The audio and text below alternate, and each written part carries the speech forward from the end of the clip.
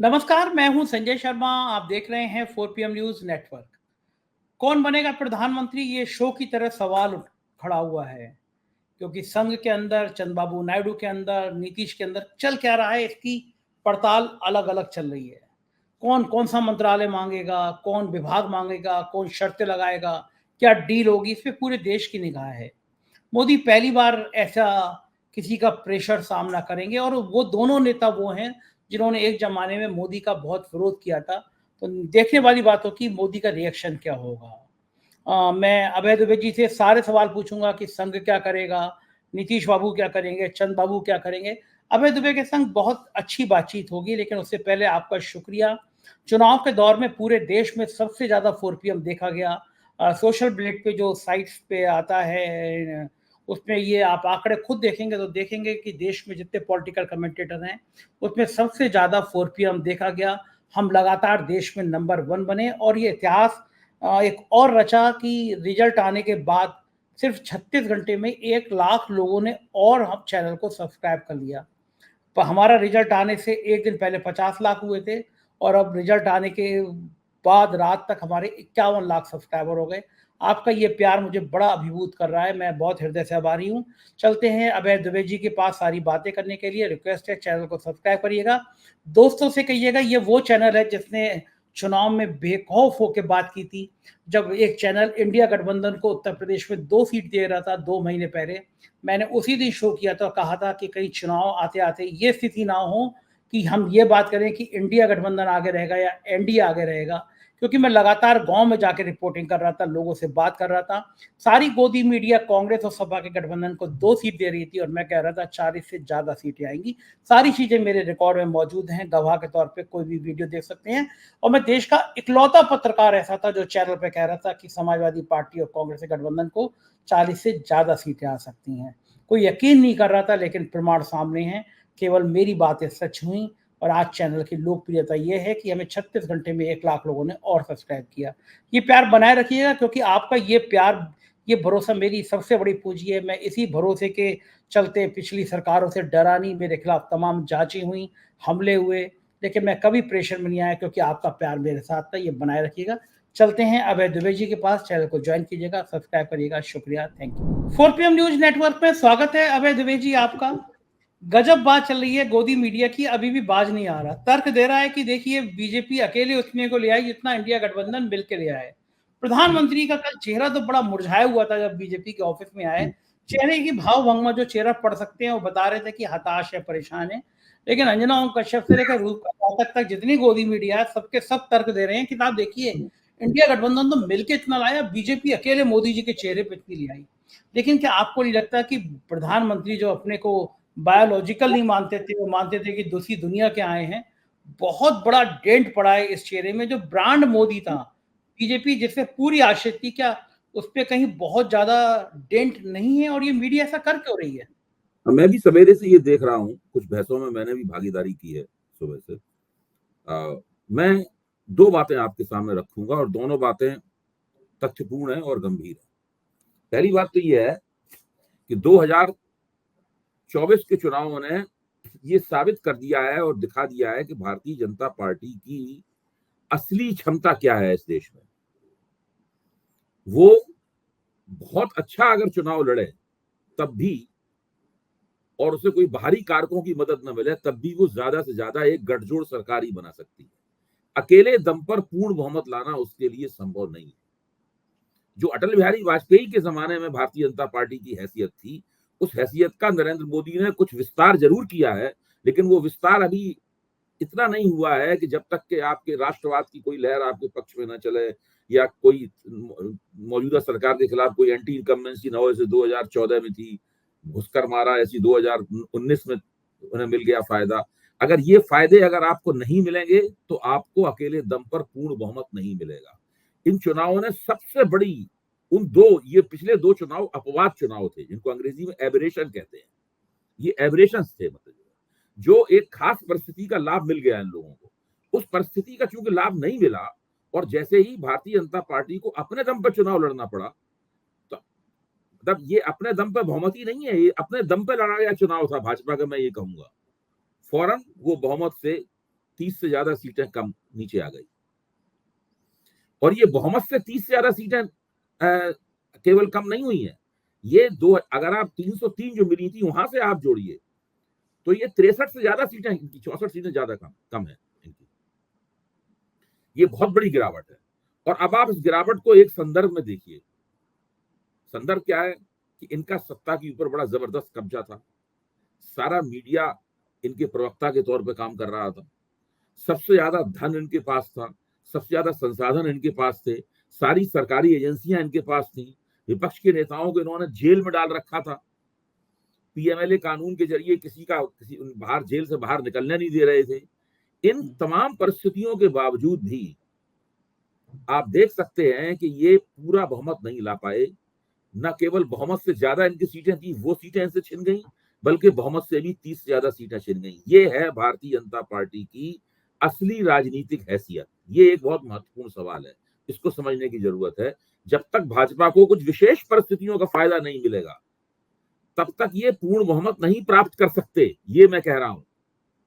चाहे वो नरेंद्र मोदी हो, मोदी मैजिक हो, योगी मैजिक हो, फलाने का मैजिक हो, ढिकाने का मैजिक हो, कितना भी आप प्रचार कर लें, कितना भी पैसा खर्च कर लें, अमित शाह कितनी भी बड़ी बड़ी हाथ हिला हिला के दावेदारियां कर लें, इनको बहुमत नहीं प्राप्त हो सकता। अकेले दम पे बहुमत लाने वाली ये पार्टी है नहीं, बावजूद इसके कि अटल बिहारी वाजपेयी के जमाने से इनका थोड़ा विस्तार हुआ है। ये बात हम लोगों को माननी पड़ेगी, लेकिन ये भी मानना पड़ेगा कि अकेली दम पे ये बहुमत नहीं ला सकते। अब आइए आप दूसरे संदर्भ में आइए। दूसरा संदर्भ ये है कि अब जब ये स्पष्ट बहुमत की सरकार के बजाय गठजोड़ सरकार बनाएंगे, तब इनके जो तमाम मुद्दे हैं उन मुद्दों का क्या होगा, सीए का क्या होगा, ये एक बहुत महत्वपूर्ण सवाल है। जो बहुत सारी चीजें इन्होंने, यूनिफॉर्म सिविल कोड का क्या होगा। पिछली बार इन लोगों ने, चूंकि इनके पास स्पष्ट बहुमत की सरकार थी, इसलिए संघ परिवार के जो आइडियोलॉजिकल मुद्दे थे उनको दबादब ये लोग लागू करने के लिए जा रहे थे। जो मुद्दे उस वक्त, जो चीजें नहीं लागू हो पाई, वो मुद्दे अब हवा में लटके हुए। अटल बिहारी वाजपेयी के जमाने में गठजोड़ चलाने के लिए इनके लिए जरूरी हो गया था अपने आइडियोलॉजिकल मुद्दों को ताक पर रखना। तब तक वो ठंडे बस्ते में आइडियोलॉजिकल मुद्दे सारे पड़े रहे, जब तक उन्हें पूर्ण बहुमत नहीं प्राप्त हुआ। अच्छा, दूसरी बात यह है कि नरेंद्र मोदी को गठजोड़ चलाने का कोई तजुर्बा नहीं है, अमित शाह को गठजोड़ चलाने का कोई तजुर्बा नहीं है। आप देख सकते हैं कि महाराष्ट्र में उन्होंने गठजोड़ कितने बुरी तरीके से चलाया, इतनी बुरी तरीके से चलाया कि बुरी तरह मुंह के बल गिरे, चुनाव में बुरी तरह हार गए। बिहार में गठजोड़ कितनी बुरी तरीके से चलाया, कितनी सीटें हार गए, 10 से ज्यादा सीटें हार गए, बिहार में भी हार गए सीटें। तो ये कहीं भी गठजोड़ चलाना इनके स्वभाव के प्रतिकूल है। इनकी जो पॉलिटिकल प्रैक्टिस है, इनका जो तजुर्बा है, वो गठजोड़ चलाने के अनुकूल नहीं है। ये गठजोड़ तब चला पाते हैं जबकि गठजोड़ के जो सहयोगी दल हैं उनका अपमान करने का अधिकार इनके पास हो। बुलाए उनको, कौन है, बैठाए रखेंगे, यहीं बैठे रहो, चुप रहो, देर में मिले, उनकी कोई बात ना माने, ये है। अब दिक्कत की बात क्या है कि अब इनका मुकाबला होगा दो लोगों से, एक का नाम है चंद्रबाबू नायडू और दूसरे का नाम है नीतीश कुमार। चंद्रबाबू नायडू को तो ये दोनों समझते ही नहीं है। अटल बिहारी वाजपेयी समझते थे, अडवाणी समझते थे, जॉर्ज फर्नांडिस समझते थे, ये लोग समझते थे। चंद्रबाबू नायडू एक विचित्र आत्मा है, ये आसान बात नहीं है। अब मैंने तो वो नेशनल फ्रंट और एनडीए का वो शुरुआती जमाना भी देखा है। वो कांग्रेस का जब नेशनल फ्रंट था तब भी चंद्रबाबू नायडू उसके संयोजक थे, और जब एनडीए के इधर सरकार बनी, भाजपा की सरकार बनी, तब भी चंद्रबाबू नायडू उसके संयोजक थे। वो आंध्र प्रदेश में चुनाव जरूर लड़ते हैं, लेकिन उनकी बड़े बड़े महत्वाकांक्षी व्यक्ति हैं, बड़ी जबरदस्त वो बार्गेनिंग करते हैं, उनके पास हमेशा अपनी मांगों की लिस्ट होती है और मांगे उनकी बहुत ही कड़ी होती है। अटल बिहारी वाजपेयी सामने उन्होंने कहा था कि वो हम अपना स्पीकर हमारा बनेगा, और वास्तव में जीएम बालयोगी को स्पीकर बनाना पड़ा उन्हें, जिनको इस व्यक्ति को कोई जानता भी नहीं था। आपको ध्यान होगा, जीएम बालयोगी स्पीकर थे, वो तेलुगु देशम के थे। मैं इस राजनीतिक इतिहास को इसलिए आपके सामने पेश कर रहा हूं क्योंकि आप समझ सकें और हमारे दर्शक समझ सकें 4 PM के कि नरेंद्र मोदी को अब किस चीज का सामना करना है। देखिए, उनके अंदर से अगर एक अटल बिहारी वाजपेयी प्रकट नहीं हुआ, इस बात को मैं बहुत दिनों से कह रहा हूं, तो ये गठजोड़ सरकार बहुत दिन नहीं चल पाएगी। अच्छा, जैसा उन्होंने भाजपा दफ्तर में भाषण दिया है, उससे यही लगता है कि भाई उसी तरीके से विपक्ष का दमन करते रहेंगे, उसी तरीके से सांप्रदायिक राजनीति करते रहेंगे, मुसलमान विरोधी बकवास इनकी चलती रहेगी, ये सब करते रहेंगे ये। अच्छा, अर्थव्यवस्था में कोई दम नहीं है, अर्थव्यवस्था न लोगों को रोजगार दे सकती है, न लोगों की आमदनी बढ़ा सकती है, न महंगाई कर सकती है, कुछ सारी चीज बाजार के हाथ में है और अंतर्राष्ट्रीय वित्तीय पूंजी की शक्तियों के हाथ में है, विश्व व्यापार संगठन के हाथ में है, अंतर्राष्ट्रीय मुद्रा कोष के हाथ में है, विश्व बैंक के हाथ में है। उनके दिए हुए प्रोटोकॉल, उनके द्वारा भेजी गई जो संहिताएं हैं, उन संहिताओं को मानना इन सब लोगों की मजबूरी है। ठीक वो बात कुछ है। नहीं कर सकते। अर्थव्यवस्था में जो एम्प्लॉयमेंट इलास्टिसिटी है वो नेगेटिव है, मतलब वो रोजगार तब देती है जबकि कम से कम एम्प्लॉयमेंट इलास्टिसिटी पॉजिटिव होनी शुरू करती है। जितनी और आगे बढ़ती है उतनी अर्थव्यवस्था में रोजगार देने की क्षमता पैदा होती है, निगेटिव है। तो ऐसी हालत में इनकी गठजोड़ सरकार भी बहुत तेजी के साथ अलोकप्रिय होगी। फिर 3 जुलाई से नई सीआरपीसी, नई दंड संहिता लागू हो जाएगी। इससे बाकायदा पुलिस को अनाप शनाप अधिकार प्राप्त हो जाएंगे और बड़े पैमाने पर साधारण नागरिकों को दिक्कतें होनी शुरू हो जाएंगी। हर कोई उसके लपेटे में आएगा, केवल मुसलमान ही उसके लपेटे में नहीं आएंगे, दलित भी लपेटे में आएंगे, ओबीसी लपेटे में आएंगे, ब्राह्मण ठाकुर बनिए भी लपेटे में आएंगे, अमीर भी लपेटे में आएगा, गरीब भी लपेटे में आएगा। यहाँ तक हो सकता है कि आरएसएस के स्वयंसेवक भी कई पकड़ लिए जाए कई जगहों पर। तो ऐसी स्थिति में जब पुलिस की हाई हैंडेडनेस और पुलिस की ज्यादती शुरू होती है, जब पुलिस अनियंत्रित हो जाती है, तो सबसे ज्यादा लोकप्रिय करती है सरकार को। मैं भविष्यवाणी करता हूं आपके सामने कि अगले 6 महीने से लेके 1 साल में ये सरकार इतनी अलोकप्रिय हो जाएगी कि पत्ता पत्ता बूटा बूटा इस सरकार के खिलाफ बोलने लगेगा। विपक्ष को कुछ करना ही नहीं पड़ेगा, ये अपने आप ही इनका सुपड़ा साफ हो जाएगा। देखिए, ये सब बातें मैं बोल रहा हूँ, इन सब ये सब बातें सुधारना इनके बस की बात नहीं है, क्योंकि ये जो नई अपराध संहिता बनाई है तो उन्होंने खुद ही बनाई है ना। अब इसको लागू करेंगे, 3 तारीख उसके लिए तय है, 3 तारीख को लागू हो जाएगी अपराध संहिता। अर्थव्यवस्था इनके हाथ में है नहीं, वो तो कांग्रेस के जमाने से अंतर्राष्ट्रीय शक्तियों के हाथ में, ग्लोबल ताकतों के हाथ में जा चुकी है। अच्छा भाई जी, ये बताइए मुझे कि एक टाइम वो था जब पास तो कम से कम एक डिजाइन है जो घोषणा पत्र में लिखी हुई है कि वो अर्थव्यवस्था में बड़ी तब्दीलियां करेंगे, इनके पास तो वो डिजाइन है नहीं। जी, मेरा सवाल ये था कि गोदी मीडिया में सुर में क्यों आलाप रही है कि भाई मोदी जी का जादू, कोई नहीं कह रहा कि 63 सीटें कम हो गई, किसी टीवी चैनल पर नहीं हो रहा। सुधीर चौधरी तो रिजल्ट आने के एक दिन पहले बैठ के पूरी मंत्रिमंडल बना रहे थे कि अब मोदी जी अब बदला लेंगे, अब मोदी जी हिसाब बराबर करेंगे। देखिए, मैंने कल भी ये कहा था और मैं पहले भी कह चुका हूँ, वो फिर कहता हूँ, ये एक तरह की पॉलिटिकल ट्रिक है। वो ट्रिक जो है वो उसकी शुरुआत होती है, वो ट्रिक गढ़ी जाती है प्रधानमंत्री दफ्तर में। प्रधानमंत्री दफ्तर ने एक इकोसिस्टम बनाया, उस इकोसिस्टम में प्रधानमंत्री दफ्तर कुछ तर्क डालता है, कुछ आंकड़े फेंकता है, कुछ डेटा फेंकता है, और उस इकोसिस्टम में काम करने वाले जितने पत्रकार और बुद्धिजीवी हैं उसको बार बार बोलते हैं, एम्पलीफाई करते हैं उसको, और उसको एम्पलीफाई करके वो सच को झूठ को सच बनाते हैं और अर्ध सत्य को पूर्ण सत्य बनाते हैं। यही प्रक्रिया पिछले 10 साल से चल रही है। ये उन लोगों ने तुरंत फटाफट रणनीति तैयार की और इकोसिस्टम में उन्होंने फेंका कि हमें तो एनडीए को पूर्ण बहुमत मिल गया है, और उसके बाद दबादब जो है ना सारा का सारा होने लगा। वही बात, सब लोग एक ही बात बोल रहे हैं। क्यों? आप आखिरकार कहीं कोई एक सांचा है, कहीं कोई एक फैक्ट्री है जहां वो बात गढ़ी जाती है, और उस गढ़ने के बाद में सबको सप्लाई कर दी जाती है। सारे के सारे दिमागी दास, मानसिक जो दास हैं, वो उस बात को उठा के बोलने लगते हैं। दिमागी गुलामी है एकदम। मैं आपको यकीन दिलाता हूं, आज भाजपा का सुपड़ा साफ हो जाए और कांग्रेस की सरकार बन जाए, कांग्रेस को पूरा बहुमत मिल जाए, तो ये सब लोग नए मालिक की तलाश करते हुए वहां अपने अपने अपने हुक्म तलाश कर लेंगे, अपनी अपनी कमीजें टांगने का इन्हें मिल जाएगा हुक पूरा, और उनकी दलाली करने लगेंगे। देखिए, गुलामी बड़ी ही सुरक्षित चीज है। एक बार आप गुलामी को स्वीकार कर लें, आपकी सारी समस्याएं हल। कोई रिस्क है ही नहीं, रिस्क तो मालिक का है। आपको तो सेवा करनी है उसकी, उसके आदेश का पालन करना है, सोचना विचारना भी नहीं है। सोचने में हमेशा खतरा होता है। सही बात, अगर आप कोई बात सोचेंगे तो हमेशा रिस्क रहेगा सोचने में। ठीक बात है। तो आप गलत बात सोच सकते हैं, आपको नुकसान हो सकता है। सोचना काम उसका है, नुकसान फायदा उसका है, आपको तो केवल गुलामी करनी है, और टुकड़े जो आपके सामने फेंके गए हैं वो खाने हैं। अब ये टुकड़े बड़े दिलचस्प और रसीले होते हैं, ये अलग बात है। बढ़िया। अभय जी, चंद्रबाबू नायडू के मोदी से रिश्ते बहुत अच्छे रहे नहीं। गुजरात दंगों में उन्होंने इस्तीफा मांगा था, अविश्वास प्रस्ताव ले आए थे। तो अब वो अगर फिर से कहते हैं कि स्पीकर हमारा होगा या वो मानते हैं केवल रक्षा स्पीकर मंत्रालय नहीं, होगा। मुझे यहाँ तक खबर है वो शिक्षा मंत्रालय भी मांग रहे हैं, जो कि राष्ट्रीय स्वयंसेवक संघ के पास है। वो शिक्षा मंत्रालय, क्योंकि राष्ट्रीय स्वयंसेवक संघ जिस चीज पे एक्सक्लूसिव कब्जा कर रखता है वो शिक्षा वाला का क्षेत्र है।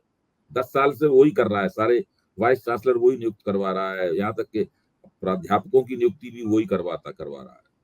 तो एक तो उन्होंने जिस बात पे वो बार्गेनिंग शायद करना शुरू कर दिया है उन्होंने या करेंगे, एक तो शिक्षा मंत्रालय मांग रहे हैं, दूसरे स्पीकर की पोस्ट मांग रहे हैं, तीसरे वो दो और बहुत बड़े बड़े मंत्रालय गृह मंत्रालय तो नहीं मांग रहे, ना वो रक्षा मंत्रालय मांग रहे हैं, ना वो विदेश मंत्रालय मांग रहे हैं, और शायद उद्योग मंत्रालय मांग रहे हैं।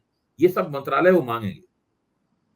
ये सब बहुत बड़ी बड़ी चीजें हैं और ये उधर मोदी को उधर देंगे। अगर मोदी नहीं देंगे तो उनके 16 सांसदों का इनको समर्थन नहीं प्राप्त होगा और वो बार्गेनिंग करने में बहुत कुशल हैं, बहुत हार्ड बार्गेनर हैं। वो आखिर तक जब खीसें निकल जाती हैं आदमी की तब तक वो बार्गेन करते हैं। वो मोदी के दांतों के बीच में से अपने सब चीजें निकाल लेंगे। उधर नीतीश के लिए भी आ रहा है कि वो रेल मंत्रालय, रक्षा मंत्रालय, नीतीश चाहते हैं। बिल्कुल बिल्कुल, नीतीश के यहाँ तो दावा, कम से कम तेलुगु देशम में दावा नहीं किया जा रहा है कि सबसे अच्छे प्रधानमंत्री चंद्रबाबू नायडू होंगे। नीतीश के यहाँ से तो दावे भी उठने लगे हैं कि प्रधानमंत्री पद के लिए सबसे अच्छे उम्मीदवार नीतीश कुमार हैं। भाई नीतीश कुमार की तो अपनी महत्वाकांक्षा बिल्कुल स्पष्ट है। नीतीश कुमार को एक तो अपना रिटायरमेंट पैकेज चाहिए। अब उनकी उम्र ज्यादा हो गई है, तबीयत भी उनकी खराब है, लेकिन आप राजनीति कितनी बढ़िया उन्होंने की। बीजेपी इतना नहीं जीती इतना वो जीते हैं बिहार में। कोई नहीं मान जब रहा था। कहा ही जा रहा था कि नीतीश कुमार ही हारेंगे, हाँ, वही कोई जीते। हाँ, इससे आप अंदाजा लगा सकते हैं कि उनकी जो पॉलिटिकल स्किल्स हैं वो कहीं भी डिम नहीं हुई हैं, उतनी ही शार्प हैं। भले ही शरीर काम नहीं कर रहा है लेकिन दिमाग पूरी तरह काम कर रहा है उनका। कल तो फोटो वायरल हो रहा था। एक आध जगह जबान फिसल जाती है, कहीं कहीं याददाश्त की गड़बड़ी होती है, लेकिन वो अपना काम सब जितनी जरूरत है उन्हें उतना काम उनका स्वास्थ्य कर रहा है। कल तो फोटो वायरल हो रहा था, तेजस्वी और दोनों एक फ्लाइट में आ रहे थे साथ साथ दिल्ली। एक ही फ्लाइट में। देखिए मैं बता रहा हूं आपको कि नीतीश कुमार भी काफी बार्गेनिंग कर दे। नीतीश कुमार को पता है 2019 में जितने वो मंत्री चाहते थे मोदी ने रखने से इनकार कर दिया। तो नीतीश कुमार ने बहुत दिनों तक तो केंद्रीय मंत्रिमंडल में अपने मंत्री भेजने से इनकार किया। ये समझौते बन गए लेकिन कोई इनका मंत्री नहीं था वहां पर। बाद में आर.के. सिंह की घटना हो ही गई थी। हाँ, तो आप इससे अंदाज लगाएं कि ये सब किस तरीके से क्या हो रहा है। Sorry, RP. सिंह नाम था ना उनका, जो बहुत करीबी थे जो बाद में। हाँ, हाँ। एक बात बताइए मुझे कि अगर ये पैकेज नहीं माने गए, चंद्रबाबू नायडू की बातें नहीं मानी गई, मंत्रालय नहीं माने गए, नीतीश के मंत्रालय नहीं माने गए, तो फिर क्या होगा? लेकिन दिक्कतें पैदा होंगी ना फिर। या तो ये लोग मन मार के रहेंगे, जरा मौका पड़ते ही टांग खींच देंगे, या मोदी को मन मार के इन्हें देना पड़ेगा। भाई दोनों में से किसी एक को तो मन मारना ही पड़ेगा ना अपना। अच्छा, इनको ये नहीं पता कि मोदी जी मजबूरी की सरकार होगी, ठीक से नहीं चलेगी, बात बात में मतभेद होंगे, फ्रिक्शंस होंगे इसके अंदर। तो इनको ये नहीं पता कि मोदी जी एक्सपर्ट हैं, वो उद्धव ठाकरे की तरह पार्टी तोड़ सकते हैं, ऑपरेशन लोटस हो सकता है, 16 में से 10 MP इधर आ सकते हैं। नहीं, अगर मोदी जी वही सब करेंगे जो उन्होंने महाराष्ट्र में किया, जो उन्होंने बिहार में किया, अगर यही सब मोदी जी करेंगे तो फिर मुझे लगता ये है कि ये काम करना बिहार में तो उन्हें आसान होगा। वो नीतीश कुमार की पार्टी तो पलक पलक झपकते तोड़ देंगे, लेकिन आंध्र प्रदेश में करना उनके लिए दिक्कत तलब होगी। चंद्रबाबू नायडू को नहीं डील कर पाएंगे। क्या कारण है इसके पीछे, क्यों नहीं कर पाएंगे? चंद्रबाबू नायडू बहुत ज्यादा, एक तो ज्यादा होशियार व्यक्ति हैं, दूसरे आंध्र प्रदेश अभी भारतीय जनता पार्टी के लिए बहुत ही उपजाऊ जमीन नहीं है। वहां उनका पिछली बार कितना 1-1.5% वोट मिला था भारतीय जनता पार्टी को। इस बार इनके साथ समझौता कर लिया तो 6 सीटें दी थी चंद्रबाबू नायडू ने इनको केवल। तो आंध्र प्रदेश इनके लिए बहुत ऐसी परिचित जमीन नहीं है जहां ये कर सकें। क्या कोई ऐसी संभावना बन सकती है कि इंडिया गठबंधन भी सरकार बना ले? अगर मान लीजिए खड़गे का नाम सामने रख देते हैं, दलित प्रधानमंत्री बनाएंगे, चंद्रबाबू नायडू नीतीश। खड़गे का नाम तो सामने रख देंगे, लेकिन नंबर्स होने चाहिए ना, आपके पास संख्याएं होनी चाहिए। वो तभी होंगी जबकि नीतीश कुमार और ये दोनों चले जाएं छोड़ के, एनडीए छोड़ के इंडिया में चले जाएं, फिर तो दिक्कत हो जाएगी, फिर तो इनकी सरकार बन सकती है। क्या तो इसलिए ये बन सवाल जाएगी, तो इसलिए सरकार बन जाएगी कि फिर राष्ट्रपति को इन्हें कहना पड़ेगा, नरेंद्र मोदी को एक तारीख देनी पड़ेगी कि आप इस तारीख तक अपना बहुमत साबित कीजिए।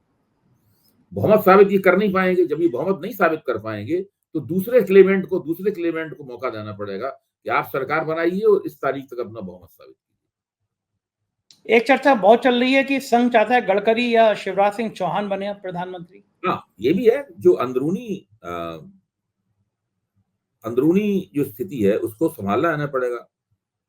क्या संघ के अंदर अभी इतनी भारतीय जनता पार्टी का विरोध करने की या भारतीय जनता पार्टी को अपने कंट्रोल में लाने की इतनी इच्छा शक्ति बची है संघ में? ये एक सवाल है।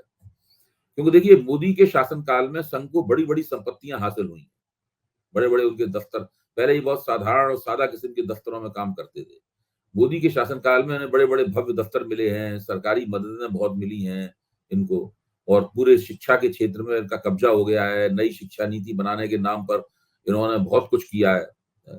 इनके आसपास वाइस चांसलर लोग घूमते रहते हैं, और ऐसी स्थिति सारे विश्वविद्यालयों का इन्होंने कबाड़ा कर दिया है, घटिया लोगों का अपॉइंटमेंट करवा कर। दिल्ली के दोनों बड़े विश्वविद्यालय, दिल्ली विश्वविद्यालय और जवाहरलाल नेहरू विश्वविद्यालय का एकेडमिक स्तर बहुत बुरी तरीके से गिर गया है। ये खुद संघ के लोग कहते हैं इस बात को कि भाई हम लोगों ने जो किया वो ठीक नहीं किया। आप उससे बात कीजिए, बोले हाँ कर तो दिया है लेकिन ये ठीक नहीं हुआ है। सब लोग खुद ही कहते हैं। तो ऐसी स्थिति है। क्या लग रहा है कि ये सरकार, अगर मोदी जी शपथ लेंगे, आसानी से ले लेंगे और फिर ले लेंगे तो फिर सरकार क्या लड़खड़ाती चलेगी, कोई कठोर फैसले हो पाएंगे? भाई ऐसा है कि शपथ ले ली और विश्वास मत प्राप्त कर दिया तो उसके बाद 6 महीने तक तो उसके खिलाफ विश्वास प्रस्ताव लाया नहीं जा सकता। तो 6 महीने सरकार चलने की तो गारंटी हो जाएगी। अच्छा, इस सरकार में भी सीबीआई, ईडी, इनकम टैक्स, विपक्ष को गिरफ्तारी, ये सब चलेगी? मोदी पूरी कोशिश करेंगे, बशर्ते नीतीश कुमार और ये चंद्रबाबू नायडू उसका विरोध ना करें। अगर इन लोगों ने विरोध खड़ा कर दिया कि नहीं आप ये नहीं कर सकते इस सरकार में, अगर आप इस करेंगे तो हम लोग समर्थन वापस ले लेंगे, तब नहीं कर पाएंगे।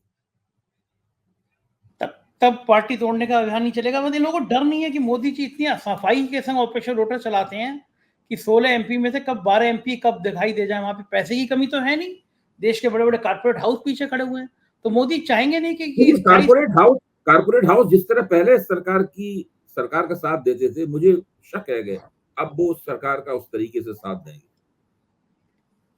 क्या आप क्यों अभी शक भी समझ रहे सरकार की तरफ उनका रुझान रहेगा, लेकिन जिस तरह से मोदी ने चुनावी मुहिम में अडानी अंबानी को बदनाम किया और कहा कि इनके पास अकूत काला धन है और ये टेम्पो में भर भर के काला धन जो है विपक्ष को दे रही है, यही तो आरोप लगाया भारत के प्रधानमंत्री ने, ऑन रिकॉर्ड कहा है। कहाँ बांसवाड़ा में स्पीच दी थी, कहाँ स्पीच, कहीं उस जगह का नाम क्या नहीं है, हमें ध्यान नहीं है, वो पता लग जाएगा, सारी चीजें रिकॉर्ड पर है। तो अगर ऐसा कहने के बाद में मुझे लगता है कि कोई भी बड़ा पूंजीपति जो है वो इनका साथ देने के बारे में दिल से सोचेगा। पूंजीपतियों ने नरेंद्र मोदी का बहुत साथ दिया, इन्हें पूंजीपतियों को इस तरह बदनाम नहीं करना चाहिए था जिस तरह उन्होंने बदनाम किया। अच्छा, इन हाउस क्या होगा जब भारतीय जनता पार्टी की संसदीय दल की बैठक होगी? मोदी के इधर कुर्सी पे कोई नहीं बैठ सकता था, मोदी के इधर कोई नहीं बैठ सकता था, वो रुतबा रहेगा? कभी किसी की बेइज्जती कर देना, राजनाथ सिंह को पीछे कर देना, जेपी नड्डा को खींच देना कि मोदी के फोटो फ्रेम में। भाजपा के अंदर तो भाजपा पे तो उनका पूरे तरह कब्जा है, मैं ये मानता हूँ। नरेंद्र मोदी की ताकत भाजपा पे कब्जे में बसती है। नरेंद्र मोदी की सबसे बड़ी ताकत है भारतीय जनता पार्टी को कैप्चर करना, और नीचे से ऊपर, अंदर से बाहर तक पूरी तरीके से कैप्चर कर लिया है उसको। तो भाजपा में तो कोई उनके खिलाफ चू बोलने की स्थिति में है नहीं। अगर होता तो अभी तक 60 सीटें कम हुई थी, बहुमत से नीचे आ चुकी है सरकार, इनके ऊपर ऑब्जेक्शन हो चुके होते, वो कोई ऑब्जेक्शन हुआ नहीं, दिखाई नहीं पड़ा। राष्ट्रीय स्वयंसेवक संघ ऑब्जेक्शन कर सकता है, करेगा कि नहीं करेगा मुझे नहीं मालूम, मुझे उसकी भी संभावना कम लग रही, क्योंकि संघ के अंदर भी इनके लोग घुसे हुए। इन्होंने संघ की प्रतिनिधि सभा में अपने लोगों को अपॉइंट वगैरह कराया है। संघ भी अब पहले ऐसा संघ नहीं रहा। अगर संघ पहले ऐसा संघ होता तो उन्होंने जब अपने आप को भगवान कहा था तभी संघ कहता कि सब बातें बंद की। चंपत राय को भी डांट पड़ती, चंपत राय भी तो संघ के प्रचारक हैं, उनको डांट पड़ती तो विष्णु भगवान के अवतार कह रहे हो बेवकूफ। हाँ, साक्षी महाराज से कहा जाता है मुंह बंद रखो। तो ये सब कहा जाता नहीं बातें। ठीक बात है, वो तो कहा नहीं गया, लेकिन आने वाले दिन कुछ महीने राजनीति के बहुत रोचक होंगे ना, देखने को कई कई नजारे हर देखना होगा कि जिन लोगों को गठजोड़ सरकार चलाने का कोई तजुर्बा नहीं है, जो पिछले 22 साल से पूर्ण बहुमत की सरकारें चला रहे हैं, वो लोग गठजोड़ सरकार अब कैसे चलाते हैं।